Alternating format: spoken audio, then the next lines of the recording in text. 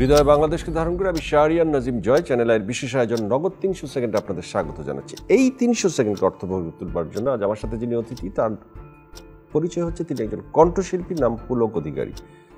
2006-এ close up 1-এর মাধ্যমে আপনার অভিষেক, আপনি প্রথম 10 জনের ভিতর ছিলেন। আপনার কণ্ঠ অত্যন্ত শ্রুতিমধুর, আপনি একজন কণ্ঠশিল্পী, আপনি প্রচুর গান করেছেন। আপনার সংখ্যা কত গানের? 400 মতন হবে। আর এর মধ্যে শুধু ফিল্মেই 250 মতন গান গেয়েছি। ফিল্মেই 250 মতো গান গেয়েছেন, তার মানে আপনার গলাটা কার সাথে, কোন নায়কের সাথে বেশি ম্যাচ করেছিল? আমার গানগুলোয় নায়কের থেকে বিশেষ করে ভিলেন, তারপর বিশেষ করে আমার যেগুলো গানগুলো লিপে যায় না, সুফিজম, তারপরে অন্য আমি ব্যাকগ্রাউন্ডে গানগুলো যেগুলো যায় ভাইয়ের লিপে দিছি, নায়কের অনেক শাকিব খান ভাইয়েরও লিপ দিয়েছি, তারপরে কমেডি গান আছে, এদের সব ধরনের গান গেয়েছে। ওকে, এখন ইন্টারনেটের এই ইউটিউবে গানের ভিউজ হয় যে গানগুলো, সেই গানগুলোর সাথে আপনার গানের পার্থক্য কি? অনেক ফিল্মের গান আছে যে কয়েক কোটি করে ভিউ আছে, কিন্তু আমি ভিউর জন্য আমি ভিউর জন্যই গান করি না। আমি আমার জন্য আমার নিজস্বতায় গান করি, কেউ দেখলে ভালো, না দেখলে নো প্রবলেম। আপনি যেহেতু একজন গায়ক, দর্শকের প্রত্যাশা হচ্ছে আপনার কাছ থেকে গান শোনা। তবে এই অনুষ্ঠানে গান শোনানোর একটি প্রক্রিয়া আপনার নতুন আছে, সেটি হচ্ছে আপনি একের পর এক গান গাইবেন। আমি আপনাকে এক বললে আপনি একটি গান শুরু করবেন, থামতে বললে থেমে নতুন গান শুরু করবেন, কোনো সময় আপনার নেওয়া যাবে না। শুরু 1। অন্তরে অন্তরে মৌলা তোমার ঘর, সেই ঘরে বৈশা তুমি খেলছো আপন পর। অন্তরে অন্তরে মৌলা তোমার ঘর, সেই ঘরে বৈশা তুমি খেলছো আপন পর। 2। আলগা করো গো খোপার বাঁধন, আলগা করো গো খোপার বাঁধন, দিল ওহি মেরা ফস গই, দিল ওহি মেরা ফস গই।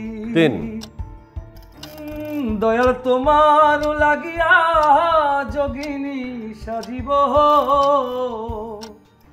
দয়াল তোমার লাগিয়া যোগিনী সাজিব,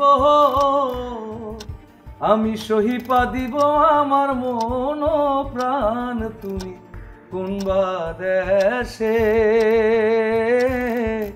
রইলা রে দয়াল। 4। আরে আইতে দেখি যাইতে দেখি দেখি সারাক্ষণ, তোমায় না দেখিলে ভাল লাগে না ও পাড়া তো বোন। 5। কেন অন্তরে প্রেম দিয়া তুমি খেলছো তারে নিয়া, দেখো অন্তর জ্বালায় পড়ে আশিক দিওয়ানা, তুমি আমার খোদা, তোমার নেই তুলনা, আছো সব অন্তরে রহিম রাব্বানা। পুলক অধিকারী সঙ্গীত শিল্পী না হলে কি হতো? আমার যেহেতু জন্ম একটা সঙ্গীত পরিবারে এবং আমি সবসময় বড় হয়েছি সঙ্গীত অঙ্গনের মাধ্যমে, সো আমার মনে হয় সঙ্গীত শিল্পী ছাড়া আমার যখন খুব খারাপ টাইমও ছিল, তখন আমি জবের অফার থাকলেও আমি সেটা করিনি, শুধু ধৈর্য ধরে আমার সঙ্গীতটাই করে গেছি। আমার মনে হয় মানে সঙ্গীতটাই এক সময় ইয়াং জেনারেশন সবসময় ব্যান্ড সঙ্গীতের পাগল ছিল, গিটার নিয়ে ঘুরতো, প্রত্যেকেই গান গাওয়ার চেষ্টা করতো, কিন্তু এখন অন্যভাবে সেটি হচ্ছে। যারা হচ্ছে তারা তো আসলেই শিল্পী হয়ে যাচ্ছে। এভাবে করে গিটার নিয়ে কাউকে এমনিতে ঘুরতে দেখা যায় না। এই পরিবর্তনটাকে কিভাবে দেখেন? পরিবর্তনটা বলতে এখন শিল্পী হওয়ার থেকে আমার মনে হয় গায়ক হওয়ার চিন্তা সবার বেশি, স্টার হবে। তো এখন একটা ছোট বাচ্চা যখন থাকে তখন তার মা বাবা থেকে, সকল ফ্যামিলি থেকেই সবাই চায় তাড়াতাড়ি স্টেজে গান করুক, তাড়াতাড়ি টিভিতে গান করুক, স্টার হোক, দেশে যাক বিদেশে যাক, টাকা কামাক, বিষয়টা এইটা। আর কিন্তু আমি মনে করি একজন শিল্পী হতে গেলে তাকে সাধনা এবং তার স্বকীয়তাটাকে তার মতন করে প্রকাশ করা। এখন একটা ট্রেন্ড চলছে, মনে করেন আপনি একটা গান গেলেন, সেটা এখন বেশ পপুলার, তো এইরকম সবাই আরও অনেক গান বের করার চেষ্টা করে, যার কারণে মানে তার সক্রিয়তা থেকে যখন সে বের হয়ে যায় তখন ওইখানে আর ব্যাক করতে সে পারে না, যার কারণে আমার মনে হয় শিল্পীর সাথে ক্রিয়েটিভিটির একটা সংযুক্তি আছে।